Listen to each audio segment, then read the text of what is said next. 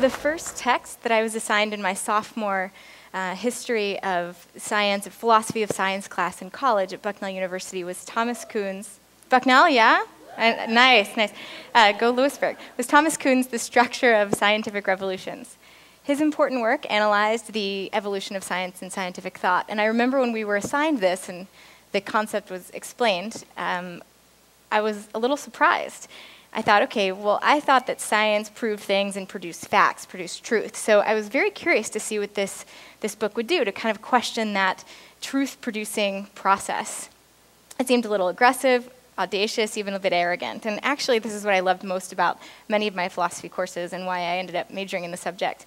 I loved that they helped me ask the right questions, and in fact, sometimes gave me permission to question what was otherwise unquestionable. Kuhn, after I read the book, it left me with a few really important ideas that have stuck with me throughout my career. The first was this basic idea that scientists don't work alone, and in fact, none of us do. We all operate within these communities that are formed around sets of beliefs. Whether we appreciate that or not, it's true. We're all influenced by these communities and the sets of beliefs that we're a part of. Another concept was that normal science, as it operates within these sets of beliefs or paradigms, as Kuhn coined the term, are often trapped by the very paradigms that these communities are built around. In fact, Kuhn describes scientists' research as a strenuous and devoted attempt to force nature into the conceptual boxes supplied by professional education. So these paradigms literally form a community's worldview, and they shape what we see and what we actually stand on every day. They define the set of things that we believe are possible. Sometimes, though, people, scientists and others, observe things that don't fit into this paradigm. And by the very nature of these anomalies, as they're called, they have to sit outside the paradigm. Whether it's, we all are going on the assumption that the world is flat and then someone sails around it, that's a big anomaly, or something much smaller, these anomalies sit outside of our existing worldview. And they threaten the status quo. Now, when anomalies build up and validate each other and collect, you can kind of see what happens, right? And eventually, something fun happens. The old paradigm bursts, and a new one starts to form. And sometimes, the only brave soul, or the first brave soul, that might set foot on that new world is the person who has discovered the anomalies himself or herself. The person who is actually believing in that first might be the person who saw it first, although sometimes other people help validate it as well, these early adopters. Now, Kuhn called these shifts scientific revolutions, to quote, tradition-shattering complements to the tradition-bound activities of normal science. Now, as you can guess, my talk is not all going to be about science. I studied philosophy undergrad. But this concept, these sets of ideas, made me really question what I believe to be true in the world, made me start to look at the community around me and how that community validated my own beliefs, how I validated theirs, and also, truthfully, made me a little bit afraid. It made me think, gosh, maybe there are things that I haven't questioned fully because everyone around me, I'm gravitating towards people in my smaller and larger community that believe kind of the same things that I do. Because deep down, conscious or not, we all think we know something about what the world is like. And we gravitate towards others who think similarly. So it's easy to go throughout our days without stopping to question fundamental assumptions, right? Even though they can limit what we can see happening in the world. So usually we're open to interpreting the world only in ways that perpetuate what we in our communities already believe to be true. Now, good news, anomalies do happen whether we want them to or not. They jump out at us in our lives, whether we're seeking them and try to find new experiences, try to find new ways of thinking, or whether we're just sitting minding our own business. We get shaken up, we get surprised and baffled by things that we don't expect, experiences, events. And we get these hints that the world could possibly be a little bit different than we thought it was. It can happen every day, it can happen very infrequently, but these things occur. And usually, initial reactions are, well, wait, that can't be right, that can't be true. That's not the way things work. But sometimes anomalies are true. These unexpected observations or insights are very true, and we're not crazy. And we get this glimpse at a new possible world. We get an option to possibly even redefine the way our world works. So a well-timed, powerful new insight does have the potential to shape an entirely new paradigm around it. It shifts the scope of possibility in the world. It's kind of a big deal. When I became an MBA student at Stanford Graduate School of Business, I had one of these experiences myself by hearing Dr. Muhammad Yunus speak. Dr. Yunus, as many of you know, and I was excited to see the last speakers talk about microfinance a bit, Dr. Yunus sort of pioneered, among others, many of the ideas that have formed modern microfinance. And for those who are learning about microfinance for the first time, let's just call this financial services and products for the poor. Microcredit is often a word that's used as well when people talk about microfinance, but that's just one thing. It's small loans for the poor, often to start or grow businesses. Anyway, as Dr. Yunus spoke, I was hit by a lot of really interesting information. And so not only did I learn that microfinance was out there, which was very exciting, and not only did I hear a story that was incredibly accessible, but he was shifting the paradigm that I had. He had this huge anomaly that he threw out there. He was talking about the poor in a way that was new to me. He talked about the poor as entrepreneurs, smart, hardworking individuals that were doing more than anyone else could ever do for them to lift themselves out of poverty, to change their own lives. Their lives, their families' lives, their communities' lives. And this was game-changing for me. In fact, I was so intrigued. The poor entrepreneurs, this is exciting, this is optimistic, this is very hopeful, that I quit the job that I was in and I moved to East Africa to learn more. And I interviewed 150 entrepreneurs throughout Kenya, and Uganda, and Tanzania, usually who had just received $100 to start or to grow their businesses. And indeed, I continued to meet anomaly after anomaly. And soon I did form a new worldview because I met people who were strong and smart and dignified and empowered. It changed everything in the way I saw human potential and possibility in the world. I met people who were using their gifts, using their talents, who were in scenes of abundance, right? Just to be able to see somebody who happened to be poor but who had their own store. I didn't have my own store, this was awesome. And who had great things to offer. Somebody that had full hands, not empty ones. This changed the way I saw poverty. And in fact, it changed my whole paradigm, and these anomalies, became the new paradigm for me. So entrepreneurship became defined by them, first and foremost for me. At its core, I think being an entrepreneur is about optimism, about believing that things can be better, and that tomorrow can be better than today. That's the simplest definition that I can put around it. So each entrepreneur, I believe, is a creator of sort of their own, maybe small, maybe big, revolution, right? Not usually scientific sometimes, but they're a creator of something new and true and beneficial to the world. They want to improve themselves, they want to improve their families, their communities, maybe their country and beyond. So social entrepreneurship is something else that I get to speak about a lot, and that's been a term that has entered my life in the last few years. So what's a social entrepreneur? Well, just as any entrepreneur might want to change something right in front of them, and again, it could be small, it could be big. I believe social entrepreneurs are thinking about the community. They're thinking about the big picture, and they want things to be better and to be different for as many people as they can. They're thinking about a greater good. So we, the community, we benefit from these social entrepreneurs. We probably want to ask ourselves how we can keep them around and how we can support them, right? Well, I think that this is a pretty simple two-step process here.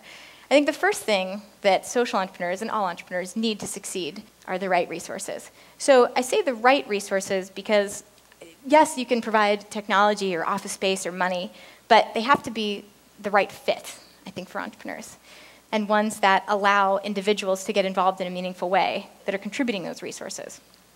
So again, because a lot of this shift for me over the last few years at encountering microfinance and encountering the poor in a new way changed my own paradigm, it also changed my response in the resources and the things that I provided as I met these individuals.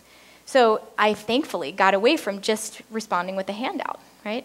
I got away from just responding when I was cornered or when a solution was on sale, or my options were you can spend your change on coffee or you can save a child's life. And of course, you throw the change in the jar or whatever you do with it and feel a little bit better about yourself. But unfortunately, this kind of getting involved, this kind of response, for me, it wasn't an interaction. It was a transaction. I was buying an excuse to go on with my day, buying an excuse not to hear the old stories that I heard so much in my life, where the poor were only framed as people that had sadness and suffering, pain and desperation in their lives. It wasn't about really helping them. The response and the resources that I were providing really just fit me. They fit what I needed to feel better. They relieved my suffering. this gets more exciting. It gets more positive starting now. So that was the old story, right? But the new story, these new entrepreneurs meeting real people who are working hard to change their own lives all around the world, but first in East Africa and then in my own backyard, changed my response as well. It allowed me, first of all, people weren't asking me for a handout. What they wanted was a loan. They wanted to be able to do more of what they were doing, to own it for themselves, to work with dignity, to be empowered. So a loan fit. And so with Kiva, as was mentioned, the world's first peer-to-peer micro-lending marketplace, this is what we did. We designed it around providing loans so that anybody with $25 and internet connection and a credit card or a PayPal account could go, see real entrepreneurs, and you can see that is the real person there. Now she's online, you know what she needs, and you can actually chip in $25 or more to her loan need. Over time, lenders to her and anyone else on Kiva will get updates, and 98.7+% of the time they get repaid. So that's what Kiva does, and we started that 5.5 years ago, myself and my co-founder, Matt. Over those 5.5 years, Kiva has facilitated over $200 million in loans across 210 countries with more than 1 million people involved. And today is still up and running and has many opportunities at any given time for people to go lend money. So it's still around, and it worked, and it was a beautiful and exciting thing to get to be a part of. Now, that was the first thing, right? The right resources to provide entrepreneurs. The second thing, though, is I believe entrepreneurs, especially social entrepreneurs, really need communities that see possibility. Now, I lived in Silicon Valley for a little over 10 years before I moved to Los Angeles, and there are a lot of traditional communities in Silicon Valley and big cities everywhere. Now, this is just my label for them. No offense to anyone wearing a suit out there, although it's a Saturday. I see a lot of casual wear. That's good. But certain communities, especially communities in certain industries, traditional industries, don't always see possibility very easily. For many entrepreneurs in the U.S., there are systems that don't necessarily fund high-risk, brand new anomaly-based businesses very readily.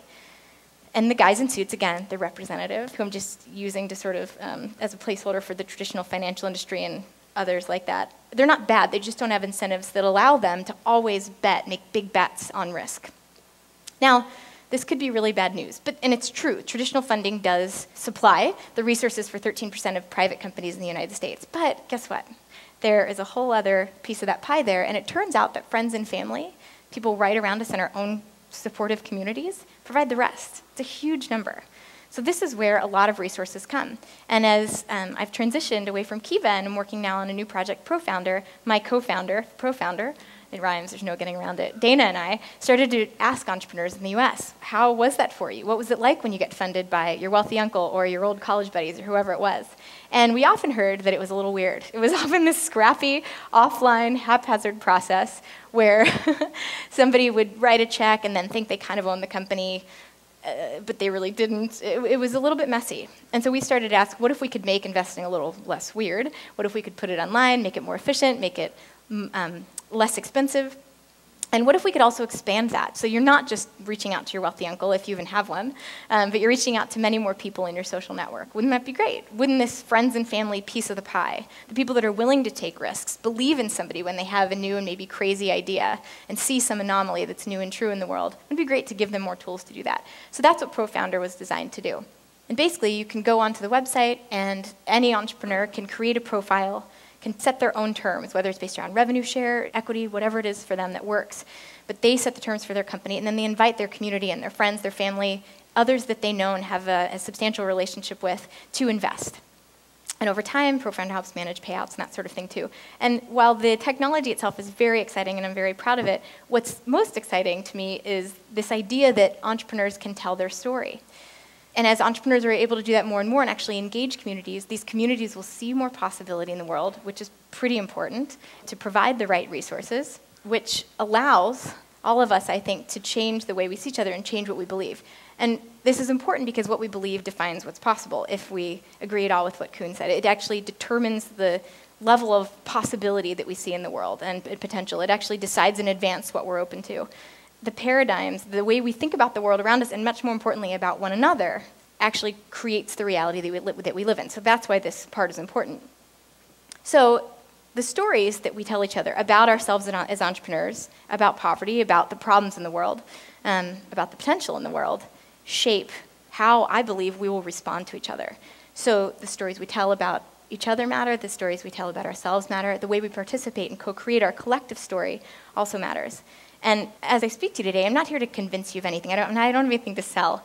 I just want to remind us of what I believe we all already know. And that's that each of us has great potential, and that real change is possible, and that there are different ways to talk about each other and our stories. So whereas I used to see and used to be told story after story of the poor, for example, only based and always based on sadness and suffering and guilt, desperation, I am thankful that I've gotten to meet individuals and hear a new story of hope and dignity, and to respond to those entrepreneurs in a new way. But to see, instead of the poor, only the poor, hardworking entrepreneurs here in our own country and all around the world.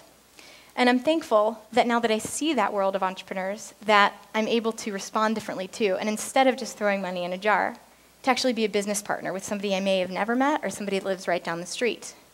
So now I see the world as full of paradigm shifters, full of revolutionaries, and I see myself as somebody who can be a business partner, somebody who can be a believer in the anomalies, in the innovations and new ideas. And in fact, I've been so inspired by this that I finally, thanks to the goat herders and the seamstresses and the people that I met in many developing regions around the world, I see myself as an entrepreneur, somebody who can create that possibility too. If you're there, and maybe you've already started one, but if you want to start your own revolution, so to speak, or if you just don't want to miss being a part of the next one, whether you're an entrepreneur or somebody who wants to support an entrepreneur, I believe the very first step is believing that there's potential for positive change in the world, that tomorrow can be better than today. And we have to choose to believe this. Everything starts here. I believe the world needs more people who do believe this and who believe big things, right? Who are willing to step out and take those risks, whether it's an ideological risk, whether you are being the person who's innovating, whether you are just a brave early adopter who wants to cheer on somebody that might have a little bit of a crazy new idea. That's what I hope most for the future for all of us, and that's what I hope most that we can remind each other of. And as I think about the future, this is what my husband and I do hope for our children, who I can't wait to meet in a few months, and who are, yes, and who are in a family that's never seen twins, very much of a surprise anomaly, the biggest one in my life. But I hope, and I'm very excited to be able to teach them together to keep their eyes open, to see things, to question and discover things, to trust themselves when they see something new and true, and to be brave enough to tell the world about it. And as they do, I believe they can start, and we all can start our own revolutions and make tomorrow better than today. Thank you.